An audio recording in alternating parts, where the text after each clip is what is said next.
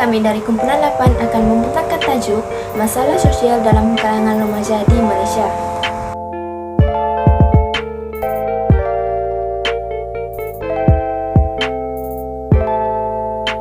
Pembentangan, saya akan memperkenalkan ahli kumpulan saya dan diri saya sendiri. Saya Siti Rosyadin binti Ahsan, memegang nomor matriks A21E3448. Seterusnya, Nurul Ayuni binti Muhammad Syukri, memegang nomor matriks A21E3414. Seterusnya, Nur Syafiza binti Muhammad Nur, memegang nomor matriks A21E3357. Seterusnya, Mas Nurul Amira binti Mat Husin, memegang nomor matriks A21E3293. Seterusnya, Muhammad Syakir Izwan bin Amran, memegang nomor matriks A21E3334. Seterusnya, Nur Farisha Izandi binti Muhammad Syarul Rizwan, memegang nomor matriks A21E3369. Seterusnya, Nur Afadayani binti Badarudin, memegang nomor matriks A21E3374. Dan yang terakhir, Siti Mahida Pasha binti Ali, memegang nomor matriks A21E3447.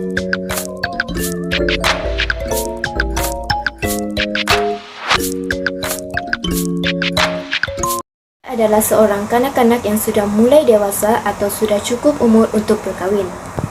Isu-isu sosial akan sentiasa wujud dalam golongan masyarakat di seluruh dunia sama ada dalam pelbagai bentuk dan juga rupa. Oleh itu, dalam pembentangan ini kami akan membincangkan lebih terperinci punca masalah ini berlaku, kesan yang akan dihadapi oleh remaja tersebut, dan langkah untuk mengatasi masalah ini. Faktor atau sebab penyumbang kepada masalah sosial dalam kalangan remaja. Faktor yang pertama ialah pergaulan bebas dalam kalangan remaja. Hal ini dikatakan demikian kerana remaja yang terlalu bebas dalam pergaulan akan mengakibatkan kerosakan akhlak dalam diri mereka. Sekiranya pergaulan bebas dalam kalangan remaja ini tidak diambil peduli oleh ibu bapa maupun golongan masyarakat, hal ini akan menyebabkan semakin ramai remaja yang terlibat dengan aktiviti jenayah. Sebagai contoh, di Kuala Lumpur, pergaulan bebas dalam kalangan remaja tidak dapat dikawal dan sehingga mereka berani untuk mengakses pelbagai rakaman video lucah di internet. Hal ini jelas membuktikan bahawa pergaulan bebas dalam kalangan remaja merupakan salah satu faktor yang menyumbang kepada masalah sosial dalam kalangan remaja. Kurang kasih sayang daripada ibu bapa. Anak-anak semestinya memerlukan kasih sayang dan perhatian yang lebih daripada ibu bapa mereka. Oleh itu, apabila ibu bapa terlalu sibuk mengejar kerjaya sehingga mengabaikan tanggungjawab mereka dalam memberi didikan agama dan moral dan memberikan kasih sayang kepada anak mereka, menyebabkan anak-anak mereka merasa tidak disayangi dan memberontak. Kesannya, anak-anak akan melibatkan diri dengan aktiviti yang tidak bermoral seperti pergaulan bebas antara lelaki dan perempuan, lumba haram, penyalahgunaan dadah, vandalisme dan sebagainya. Akhir sekali, faktor masalah sosial dalam kalangan remaja di Malaysia juga disebabkan oleh pengaruh rakan sebaya. Hal ini terjadi kerana remaja adalah usia di mana individu yang mempunyai ramai rakan sebaya. Pada zaman remajalah, seseorang anak muda sudah tentu menginginkan pelbagai benda baharu dalam kehidupan mereka.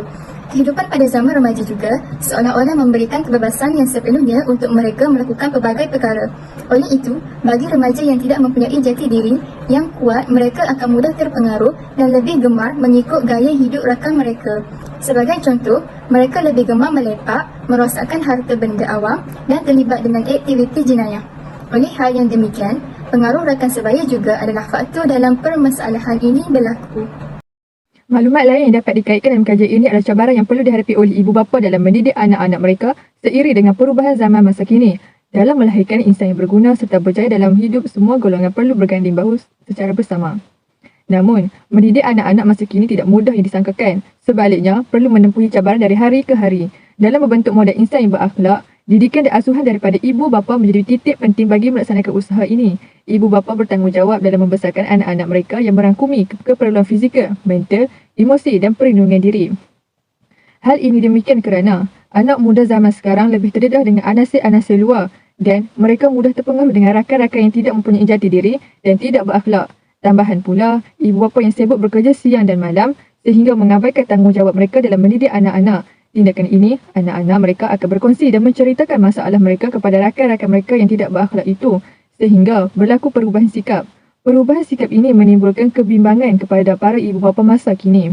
Oleh hal yang demikian, ibu bapa seharusnya mendidik anak-anak mereka seiring dengan perubahan masa kini bagi membentuk akhlak pribadi anak bangsa yang utuh supaya mereka dapat fikir secara rasional. Seterusnya, pihak sekolah turut berdepan cabaran bagi menghadapi masalah sosial dalam kalangan remaja di Malaysia. Sehubungan dengan itu, profesi perguruan juga merupakan badan yang dipertanggungjawabkan oleh kerajaan untuk menghasilkan modal insan yang serba canggih sebagai jentera penggerak negara. Tanggungjawab sebagai profesi perguruan menjadi semakin berat kerana kemenjadian modal insan pada masa hadapan hendak dihasilkan itu bukan sahaja perlu diterapkan dengan pelbagai ilmu pengetahuan semata-mata, tetapi perlu juga diseimbangkan dengan nilai sosial yang terbaik dari segi moral dan etika yang murni. Malangnya, ketika aspirasi negara, timbul pula pelbagai masalah di kalangan anak-anak dewasa kini. Isu yang boleh diperkatakan dan analisis ialah berkenaan dengan masalah disiplin pelajar. Berdasarkan isu yang diulas, akibat ketinggalan dalam pelajaran malah lebih teruk lagi, termasuk terpabit gejala negatif seperti penyalahgunaan dadah, gangsterisme, minuman keras, perjudian dan melepak. Implikasi besar yang mungkin wujud akibat masalah ini boleh menyebabkan ia dianggap sebagai salah laku.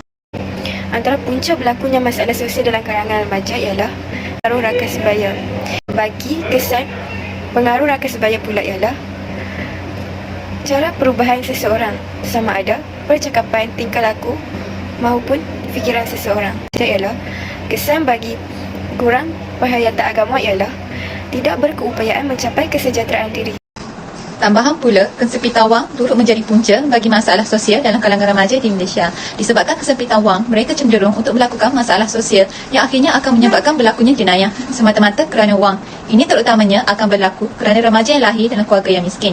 Hal ini demikian, mereka menggunakan jalan yang mudah untuk mendapatkan wang dengan cepat tanpa berfikir ke harapan. Rentetan itu, perbuatan negatif ini boleh memberi impak seperti peningkatan kes jenayah.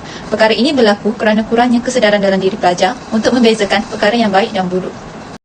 Selanjutnya, punca yang menyebabkan masalah sosial dalam kalangan pelajar adalah pergaulan bebas.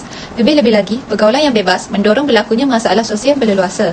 Kebebasan pelajar-pelajar di luar rumah tanpa kawalan atau pengawasan orang dewasa menyebabkan anak-anak sukar dibentuk dan sentiasa bertindak di luar jangkaan. Tambahan pula, mereka terpengaruh dengan budaya-budaya barat yang dianggap hebat di mata mereka. Sejajar dengan itu, perbuatan ini boleh mendatangkan kesan buruk seperti keruntuhan akhlak. Hal ini demikian, mereka terlalu leka dengan keseronokan seperti pergaulan bebas. Seterusnya, langkah untuk mengatasi masalah sosial dalam kalangan remaja ialah mempelajari ilmu agama dengan lebih mendalam. Remaja yang mempunyai keteguhan iman dan mengetahui hukum hakam agama, khususnya agama Islam, akan sentiasa menghindari diri mereka daripada melakukan perkara yang mungkar dan tidak bermoral.